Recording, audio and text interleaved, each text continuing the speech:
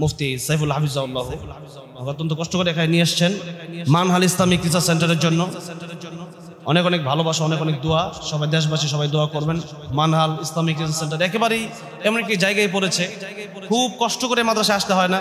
পরিবেশটা এত সুন্দর, খুব খোলামেলা, ওয়াশরুমগুলা, এরপরে বাচ্চাদের জন্য যেমন পরিবেশ দরকার তেমনটাই আলহামদুলিল্লাহ এখানে আছে। আর একটা বিষয় আমি বলতে চাই, এই আমাদের মাদ্রাসার যে সিস্টেমগুলো শারীরিক শাসনমুক্ত, মানসিক ভয়মুক্ত, এই ব্যাপারটা আমরা চালু করেছি। এবং আমরা যে বিষয় আমরা দেখতে পেরেছি, বন্ধ শেষ হওয়ার আগে ছাত্ররা আমাদের মাদ্রাসায় চলে আসে। কেন? যে আমরা আলহামদুলিল্লাহ মাদ্রাসায় ভালোবাসা দিয়ে আমাদেরকে পড়ানো হয়। এই বিষয়টা এখানে থাকবে আশা করি ইনশাআল্লাহ। এবং মানহাল ইসলামিক রিসার্চ সেন্টার একসময় বাংলাদেশে একটা জামিয়া হবে, সেই চিন্তা ভাবনা এবং সেই দোয়া আল্লাহর কাছে করি। আল্লাহ রাব্বুল আলামিন যেন এই মানহালকে সারা বাংলাদেশের একটি শ্রেষ্ঠ মাদ্রাসা হিসেবে কবুল আর মঞ্জুর করে নেন। সকলে বলেন আমিন। আউযু বিল্লাহি মিনাশ শাইতানির রাজীম। পড়েন।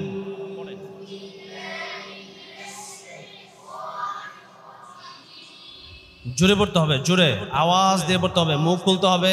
যদি আওয়াজ না দেন তাহলে এই পড়া মজা হবে না, এবং এটা সারা জীবন এই অভ্যাস থেকে যাবে। এবং কি হবে, পরবর্তীতে কেউ তেলাওয়াত করতে বললে বা ওদের বসতে স্টেজে আপনি আপনার ভয় লাগবে তেলাওয়াত করতে, বিশ্বজয় করা সম্ভব না এই তেলাওয়াত দিয়ে। জন্য লাউডলি জোরে পড়তে হবে। আউযু বিল্লাহি মিনাশ শাইতানির রাজীম।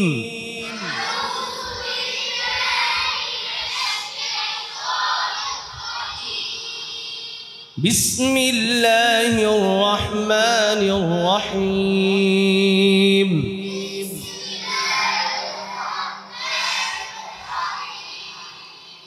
والشمس وضحاها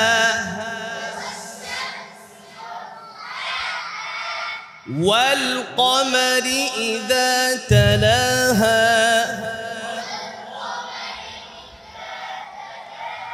পুরা কোরআন শরীফের দুই জায়গায় মুখগুল হবে। কয় জায়গায়? দুই জায়গায়। এটা হচ্ছে ওয়াও আর হচ্ছে পেশ। মানে ওয়াও, প্রত্যেকটা আয়াতে ওয়াও। ওয়াও যদি মুখ গোল না করা হয় তাহলে কি হবে? অল কমারি, তাহলে অল হবে। হামজার উচ্চারণটা যদিও হতো সেখানে জবর জেদ পেশ, এখানে কিছুই হচ্ছে না, তাহলে পুরা পড়াটাই গলত হয়ে যাবে। জানো ওয়াল, সবাই বলো ওয়াল ওয়াল ওয়াল والقمر إذا تلاها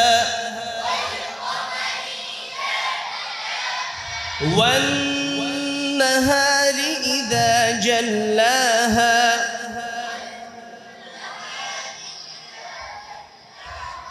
والليل إذا يغشاها والسماء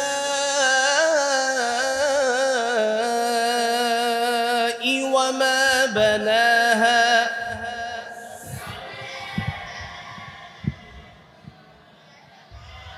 আওয়াজ কমে গেছে, আওয়াজ আগেরটা প্রথমটাই থাকবে।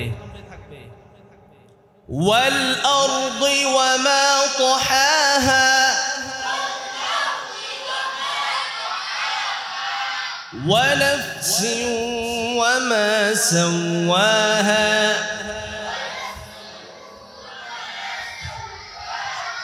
فألهمها فجورها وتقواها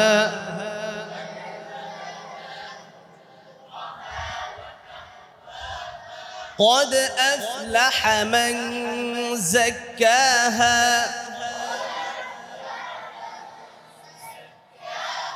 وقد خاب من دساها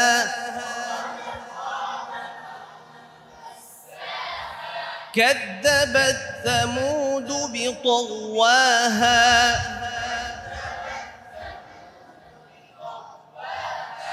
إذ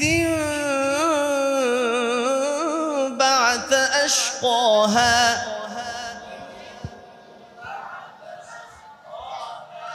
فقال لهم رسول الله ناقة الله وسقياها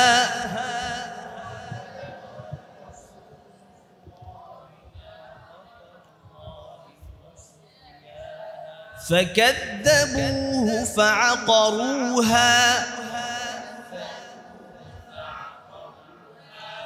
ওই যে পিছনে তোমরা পড়তেছো না কেন পড়ো فدمدم عليهم ربهم بذنبهم فسواها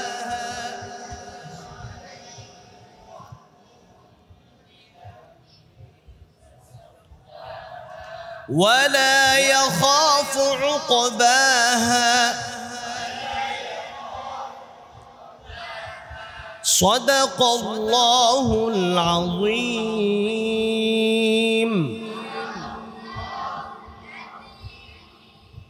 ইনশাআল্লাহ সামনে আর অনেক বড় বড় আলেমে দ্বীন উস্তাদরা তারপরে যারা বড় বড় কারি সাহেবরা আছেন ওনারা এসে মাস করাবেন ইনশাআল্লাহ আজকে আমাদের একটি প্রোগ্রাম আছে এই পর্যন্তই সকলের উজ্জ্বল ভবিষ্যৎ কামনা করি কোরআন শরীফ সুশুদ্ধ তিলাওয়াত করা এটা হচ্ছে সর্বপ্রথম এটা ফরজ সুশুদ্ধ তিলাওয়াত না হলে নামাজ ভোগের কারণ 19টা প্রথমটাই হচ্ছে নামাজ অশুদ্ধ পড়া এই জন্য নামাজে কেউ যদি অশুদ্ধ পড়ে লাহানে জুলি যদি হয়ে যায় নামাজ আর হয় না এই জন্য এখানে আমরা আসছি ইনশাআল্লাহ জান্নাতে যাওয়া পর্যন্ত কোরআন বুকে রাখবো তো ইনশাআল্লাহ কেউ পিছপা হব না কোরআন পড়তে এসেছেন আল্লাহ পাক আপনাদেরকে ভালোবেসেছেন এখানে শয়তান অনেক ধোঁকা দিবে কিন্তু এই শয়তানের ধোঁকাকে অগ্রাধিকার দেওয়া যাবে না মনে রাখতে হবে এখানে আসছি আল্লাহকে পাওয়ার জন্য কাকে পাওয়ার জন্য আল্লাহকে পাওয়ার জন্য আল্লাহ রাব্বুল আলামিন আমাদের প্রত্যেককে আল্লাহর খাঁটি ওলি বানায় দেন পরে প্রত্যেক বলেন আমিন আসসালামু আলাইকুম ওয়া রাহমাতুল্লাহি ওয়া বারাকাতুহু আলহামদুলিল্লাহি ওয়া কাফা ওয়া সালামুন আলা ইবাদিহিল্লাযীনা ইসতাফা আম্মা বা'দু ফাআউযু বিল্লাহি মিনাশ শাইতানির রাজীম বিসমিল্লাহির রহমানির রহিম ইকরা বিসমি রাব্বিকাল্লাযী খালাক সাদাকাল্লাহুল আযীম وقال النبي صلى الله عليه وسلم خيركم من تعلم القرآن وعلمه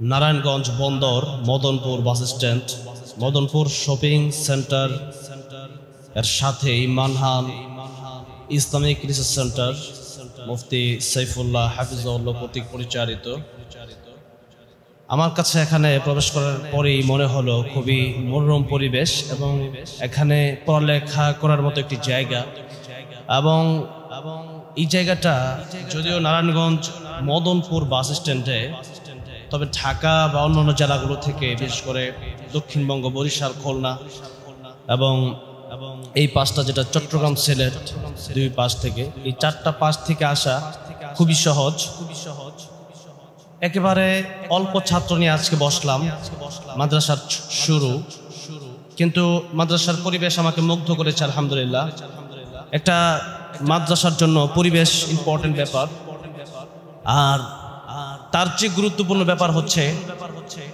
এই মাদ্রাসা কে চালাচ্ছেন এই মাদ্রাসায় যিনি প্রিন্সিপাল রয়েছেন উনি কেমন মানুষ আলহামদুলিল্লাহ আপনাদের প্রিয় উস্তাদ আপনাদের প্রিয় বড় হুজুর মুফতি সাইফুল্লাহ হাফিজাহুল্লাহ উনি সারা বাংলাদেশে একজন সম্মানিত মানুষ ওনার তত্ত্বাবধানে আপনারা থাকতে পারলে আশা করা যায় উত্তম চরিত্রের দিনদার হক্কানি হাফেজ আলেম হওয়া সম্ভব ইনশাআল্লাহ আজকে আপনারা ছোট বাচ্চা একদিন আপনারা মুফতি সাইফুল্লাহ হবেন একদিন আপনারা আল্লামা আহমদ শফি হবেন একদিন আপনারা আল্লামা জুনায়েদ বাবুনগরী হবেন আগামীর আল্লামা মামুনুল হক হবেন আগামীর আল্লামা সাখাওয়াতুল রাজি হবেন মুফতি আমিনী হবেন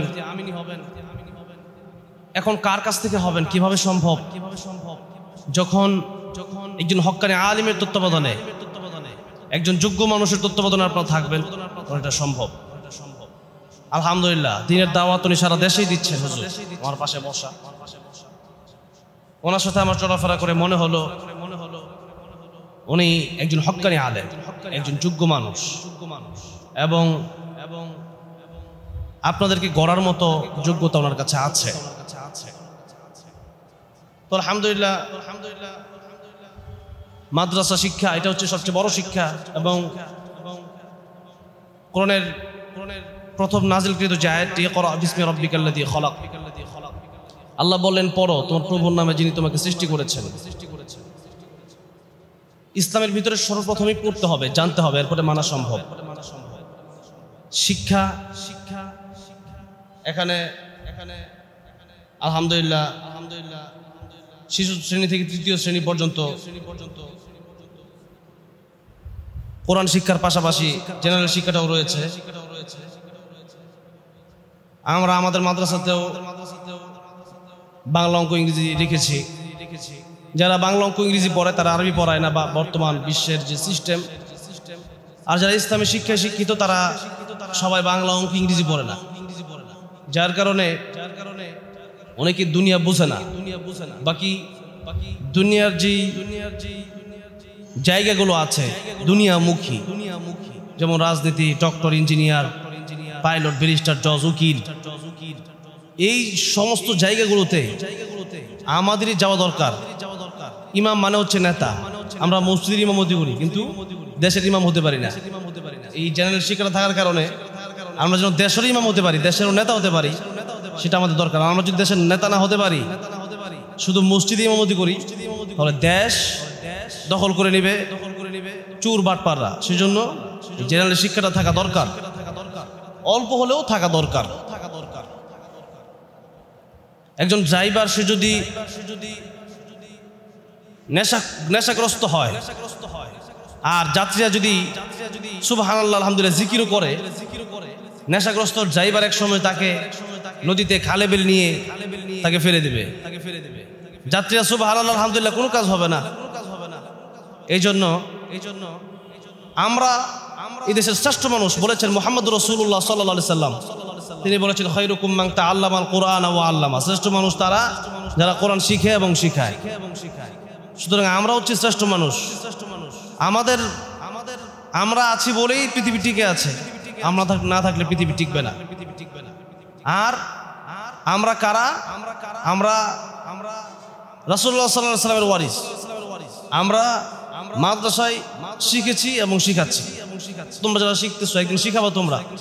এই শিক্ষা যখন বন্ধ হয়ে যাবে তখন আল্লাহ বললেন লোক থাকবে না, পৃথিবীর কিয়ামত হয়ে যাবে, ধ্বংস হয়ে যাবে। আমাদের জন্য ডোনাল্ড ট্রাম্প টিকে আছে, নরেন্দ্র মোদী টিকে আছে, অং সান সু চি টিকে আছে। এই জন্য আমাদের জন্য পুরো পৃথিবী টিকে আছে। আমাদের কোরআন শিক্ষা যেহেতু আমরা শিখতেছি সেজন্য টিকে আছে। এখন কোরআন শিক্ষাটা যেন ভুল না হয়, কোরআন শিক্ষাটা যেন আমাদের শিখার মতো হয়। আমরা অনেকেই দেখেছি যে অনেক হুজুর আছে যাদের ওইরকম চাকরি বাকরি নাই। তো আমাদের উস্তাদরা বলতেন যেখানেই মেহনত করো সেখানে জোরদারভাবে মেহনত করতে পারলে তাহলে বড় কিছু হওয়া যায়। আর যদি মেহনত না করা হয়, শুধু পাঞ্জাবি আর টুপি আর এই তলেবুল ইলমের লেবাস ধরলেই কিন্তু তলেবুল ইলম হওয়া যায় না। মসজিদে নামাজ অনেকেই ঢুকে, নামাজের পর দেখা যায় জুতা নাই, কেন? সাথে চুরু ঢুকছিল। এই লেবাস পরলেই হয় না, একজন যোগ্য মানুষের আন্ডারে থাকতে হয়, এমন একটা প্রতিষ্ঠানে থাকতে হয় যেখানে আসলেই কোরআনের শিক্ষা আছে, যেখানে আসলেই একজন যোগ্যতা সম্পন্ন একজন মানুষ, একজন সত্যিকারের আলেমে দ্বীন একটা মাদ্রাসা যখন থাকে পরিচালনা করে, তখন একজন ছাত্র, একজন বাচ্চা হাফেজ হওয়ার সাথে সাথে সে কেমন যেন সে একজন আলেম হয়ে যায়। কিভাবে? হাফেজ হওয়ার সাথে সাথে যখন একজন আলেমের দিনের তত্ত্বাবধানে যখন একটা মাদ্রাসা পরিচালিত হয়, তখন সেই মাদ্রাসাটা শুধু পড়াটা হয় না, সেই মাদ্রাসাটা আমলের উপর গড়ে ওঠে, সেই মাদ্রাসাটা তাহাজ্জুদের উপর গড়ে ওঠে, সেই মাদ্রাসাটা বাচ্চাদের আখলাক, বাচ্চাদের চরিত্র, সেটা নিয়ে সে আস্তে আস্তে গড়ে ওঠে। যার কারণে একজন হাফেজ হওয়ার সাথে সাথে সে আখিরাতমুখী হয়, সে আল্লাহমুখী হয়, সে দিনমুখী হয়, কোরআনমুখী হয়। এই জন্য আজকে খুব সংক্ষিপ্ত সময়, আমার আসলে 10টায় বয়ান আছে মাহফিল, আমি এখানে আসবো, আমি 1 ঘন্টা আগেও জানতাম না, মাত্র জানলাম। মুফতি সাইফুল হাফিজাহুল্লাহ অত্যন্ত কষ্ট করে এখানে নিয়ে এসছেন মানহাল ইসলামিক রিসার্চ সেন্টারের জন্য। অনেক অনেক ভালোবাসা, অনেক অনেক দোয়া, সবাই দেশবাসী সবাই দোয়া করবেন। মানহাল ইসলামিক রিসার্চ সেন্টার একেবারেই এমন একটি জায়গায় পড়েছে, খুব কষ্ট করে মাদ্রাসায় আসতে হয় না। পরিবেশটা এত সুন্দর, খুব খোলামেলা, ওয়াশরুমগুলা, এরপরে বাচ্চাদের জন্য যেমন পরিবেশ দরকার তেমনটাই আলহামদুলিল্লাহ এখানে আছে। আর একটা বিষয় আমি বলতে চাই, এই আমাদের মাদ্রাসার যে সিস্টেমগুলো শারীরিক শাসনমুক্ত, মানসিক ভয়মুক্ত, এই ব্যাপারটা আমরা চালু করেছি। এবং আমরা যে বিষয়টি আমরা দেখতে পেরেছি, বন্ধ শেষ হওয়ার আগে ছাত্ররা আমাদের মাদ্রাসায় চলে আসে। কেন? যে আমরা আলহামদুলিল্লাহ মাদ্রাসায় ভালোবাসা দিয়ে আমাদেরকে পড়ানো হয়। এই বিষয়টা এখানে থাকবে আশা করি ইনশাআল্লাহ। এবং মানহাল ইসলামিক রিসার্চ সেন্টার একসময় বাংলাদেশে একটা জামিয়া হবে, সেই চিন্তা ভাবনা এবং সেই দোয়া আল্লাহর কাছে করি। আল্লাহ রাব্বুল আলামিন যেন এই মানহালকে সারা বাংলাদেশের একটি শ্রেষ্ঠ মাদ্রাসা হিসেবে কবুল আর মঞ্জুর করে নেন। সকলে বলেন আমিন।